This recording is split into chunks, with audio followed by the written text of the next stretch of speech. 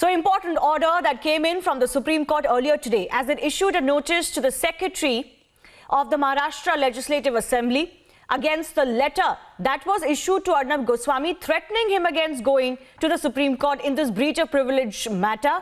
We also have, of course, more details of what has transpired as far as the Bombay High Court hearing against Arnab Goswami's arrest is concerned. This hearing will now resume tomorrow noon. Meanwhile, top lawyer Harish Salve, who's arguing on behalf of Arnab Goswami, cited the magistrate's order, clearly stating that the arrest of the Republic TV editor-in-chief is illegal. In fact, there are many observations from the CJM's order that can, of course, be the basis of not just the quashing of this FIR or proceeding itself, but of course, in the interim, also for bail to Arnab Goswami. Swapnil Kothari, noted lawyer, is also joining us on the show. Swapnil, very strong arguments made by lawyers on behalf of Arnab Goswami, Harish Salve, Abad Ponda and others. Several precedents cited on how the High Court in this case is well within its powers to issue bail. Of course, this hearing will continue. The court wants to hear all sides, which was the basis why this hearing took place earlier today as well, deferred from yesterday. But very strong arguments against the case prima facie, the malice and the malified intent behind the reopening of this case at the behest of the state executive, the way it transpired in the Maharashtra Assembly, and then, of course, the police reopening without judicial nod.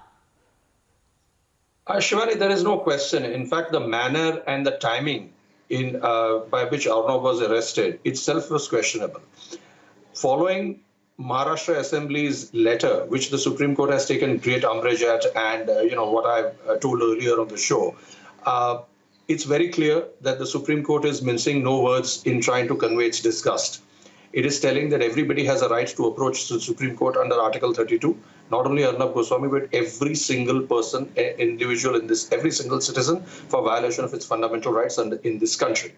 Now, having said that, as far as the Bombay High Court's case is concerned, there is no doubt about it. The only issue which seems to, from what I was reading the updates, which seems to, have some question in the minds of the judges, is that when a remand application of this nature, where Arnab has been remanded to judicial custody, whether that can be challenged for bail under Article 226, which is the wide power of the High Courts under Article 226, as opposed to the power exactly equivalent to the power of the Supreme Court under Article 32. So that is the only question which it seeks satisfaction on. Now, both Mr. Salve, of course, said a lot about the Chief Judicial Magistrate's observations, and every single thing there pointing out as to why the police custody was not granted, because there was no evidence to detract from or to derive from Arnab. So when there is no case, there can be no evidence, and when there is no evidence, there is no need for police custody. And because there is no case, the arrest itself is void ab initio. It is illegal because you did not seek the permission. So he put all those points, which are very, very valid point. Now, the point on which now that the judges may have satisfied that themselves to that. They're okay, we are satisfied. Swapnil, sorry to interrupt you here. These are questions that are coming in from a lot of people. And even as I introduce Saurabh Shah, senior journalist joining us, the observations in the CJM's order are extremely damning, Swapnil. When the CJM is going on to say that prima facie the arrest seems illegal, why was it not just quashed or cancelled at that stage? Very good question, actually. In fact, I raised this point earlier. I don't know where, maybe on Hindi or here, that or yesterday. That why was the bail not given itself by the Chief Judicial Magistrate? That is one thing which is plaguing my mind. But it so happens at times that when you're faced with those with a very celebrated case, let's call it a celebrated case, or even if it's not a celebrated case, the judiciary at times wants to show, because justice should not only be done, but it should be seen to be done. It never said, what it did is that, okay, I'm giving these observations, these are my observations, I should be maybe granting bail. But maybe there was something in her mind which the judge thought that, okay, let me give it 1 or 2 days. That's why I'm granting judicial custody. Arnab is not going to be extremely discomforted. Of course, it's a discomfort in terms of, where the home is and where, the judicial custody is. There is no doubt about that. But the point is that, this was one of the questions that was plaguing her mind probably. And she said, I'll do it in due course. But then, obviously the Arnab's lawyers are already, filed before the Bombay High Court. And the point that I was coming to, as far as the Bombay High Court bail point is concerned, the judges want to only satisfy themselves whether they under Article 226 have the power to grant bail when a remand application has been challenged by Arnab Goswami. But I think that was satisfied in court, isn't it? Eventually the hearing was deferred only because the time was up and the other side needed to be heard. And there is also the matter of the Hansa group that needed to be heard. So because of that, it has been deferred. I want to quickly go across to, but I think Swapnil, the point about how the High Court has the power to grant bail was, I think, adequately satisfied in court today. Of course it does. There was precedence also given. I don't think that was. I only want the judges to be left convinced. to anybody's That's all. imagination. Because they do. Yeah, because they do have the power. I only want the judges to be convinced. I don't think they seemed unconvinced either, but obviously we can't say. We can't really read their minds. We'll have to wait and see. Exactly. I want to go across to Saurabh Shah, senior journalist also joining us. The larger question that continues to be Saurabh Shah, and I'm taking from the, the arguments that have been made on behalf of Arnab Goswami. You look at the chain of events. There were multiple FIRs that were filed against him. Those were put in abeyance. And then the TRP case comes in. I'm sure you followed it and how Republic TV prima facie was not connected to this alleged case at all. But there are enormous proceedings going on against Republic TV in that case. Then suddenly this case was also reopened and sudden arrest takes place. So what the lawyers have established in court today is that the entire thing is working together in tandem, and this is nothing but motivated, malified intentions of the state government to harass one journalist. Absolutely. I fully agree with you. Just today I wrote an article which had a Gujarati headline that Maharashtra Gunda Rajma Arnab Goswami ni dharpakad. I openly say that this is Gunda Raj, nothing else. Before making my two comments, I would like to draw your attention to a fact which I am not alleging anything against the High Court judges, but the fact remains that Shiv Sena and this Mahavikas Aghadi, they have sanctioned rupees 50,000 per annum for what? High Court judges spectacles. 50,000 रुपया एक चश्मे के लिए, High Court judges के लिए. What's nonsense? But I'm sure Bombay High Court and all the High Courts of India have very high regards. I have very high regards for them. I want to draw your attention for two things. The intention of this Uddhav government is to derail the working of Republic TV. They want to have Arnab's custody, either in judicial custody or in police custody, as much as possible, so that the working of Republic TV is derailed. Number one. Number two, they want to give threat to journalists like me, to other channel people, to so many journalists of Maharashtra and India, that if you go against Congress, against Shiv Sena, against NCP, you are finished. See, what Arnab is going through, we all are witness and we are pained. We are pained for that. And everybody knows that Harish Salve, he will have, Republic can have Harish Salve, Mahesh Jethmalani. But what happens for a person like me, if tomorrow, if I am caught by this police who is, which are Uddhav and with NCP and with Congress, what happens to people like me? And there are hundreds of journalists like me who are openly saying against the misdeeds of Uddhav government. Number two. Precisely. And what happens to the ordinary person, who may not be a journalist, who may not have an avenue to get themselves heard in the manner that journalists may have or media persons may have? You make a very right point, Mr. Shah. I request both of you to stay with us. We have to slip into a very short break. We'll be right back in just a bit.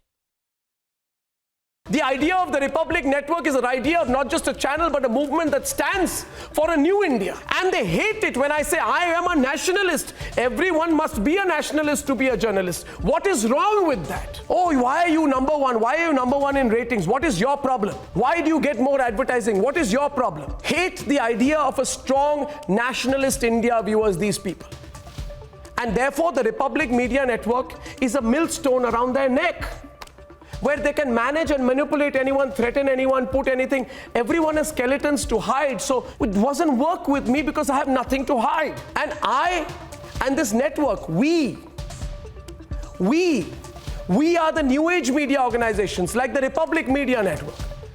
And we are sworn to use the privilege of broadcasting news to the nation as an opportunity to defeat all the nation's enemies. And some may ask me, why do you say nation wants to know? Who gave you that right? Who and what has given you, Arnab, the right to fight for the nation? Well, it was a right that I received the day I was born on the soil of this country as a free citizen of this great country.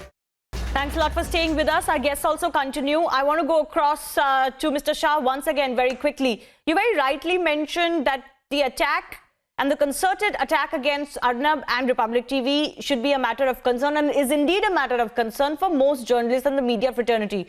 But would you also say or concede that maybe some are failing to see that?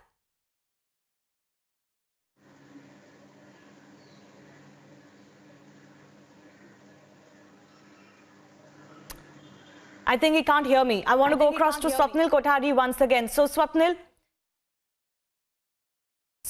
let's just focus once again on the fact of the arguments that have been made in courts today, basically making it clear that the entire matter is built on an illegality. Can you please expand on that? Shivani, what the point is that the Chief Judicial Magistrate's observations are very clear. She herself has said that there was no consent taken from me. The fresh evidence was not put before me. Because whenever you reopen a case, you need to have fresh evidence. You can't just open just because you want to. So you have to have fresh evidence, and you need to take my consent. Now, there are two views about it. I'll go first by the observations, and then I'll go on the views of the certain lawyers that I have spoken to, who are very top criminal lawyers. And, the observations are that was the first observation. You did not take my consent. Secondly, there does not seem to be a chain of nexus between the victim's death and Arnab Goswami. Yes. It's like saying that, because of the demonetization, some people stood in the line and died, or some people were sitting at home, got a heart attack. So that's why I will hold the government of India responsible for my heart attack. It doesn't work like that. So the thing is that abetment to suicide is a huge gap. It's very difficult to prove. It's virtually almost impossible to prove, more difficult than even murder. So, I don't want to get into that. What I'm trying to say is that there is no chain of nexus. So if there is no chain of nexus, that means there is no evidence that I can derive from Arnab. Swapnil, can I just hold you on there? I'm sorry, I'm running out of time, but you have expanded on at least one very important point that has been argued and has been mentioned, in fact, in the order by the CJM also. We'll continue breaking down those observations and what has transpired in the High Court today. But let's also focus on the very important development coming in from the Supreme Court today, which has issued a notice to the Secretary of Maharashtra Legislative Assembly to appear before the top court and show cause as to why contempt proceedings should not be initiated against them for the letter against Arnab Goswami threatening him for going to the apex court. The hearing in the Supreme Court was extremely important today because a show cause notice has been issued to the Secretary of the Maharashtra Assembly to come to the Supreme Court and explain his actions. Now, let me get you some insight on exactly what this means. The Supreme Court has spoken about how contempt proceedings should be initiated against the Secretary for actually writing a letter to Arnab Goswami and threatening him for approaching the Supreme Court in the Article 32 petition that he had filed challenging the notice that was issued by the Maharashtra Assembly, giving him a 10 minutes notice.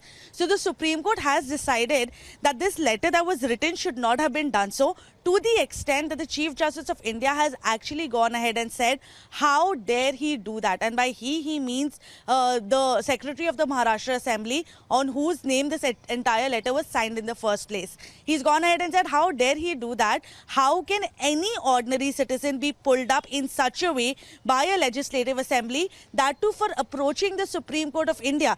The Chief Justice has also reiterated that every single citizen has a right to do so, to approach the Supreme Court under Article 32, and Arnab Goswami was only exercising his rights. And this, what has been done by the Maharashtra Assembly, is not just harassment, but this is actually threatening him for going to court. So in this regard, the Chief Secretary has now been summoned by the Supreme Court. He's been called to Supreme Court to come forth and explain his actions and exactly why that letter was written in the very first place. They have beaten me, they have assaulted me, and they did not let me meet my family. They did not let me meet my mother-in-law and father-in-law. They beat up my son. मेरे बेटे को मारा, मेरे in-law से मिलने नहीं दिए. इन्होंने मुझे फिजिकली असॉल्ट किया मेरे घर में. मैं चाहता हूँ भारत की न्याय व्यवस्था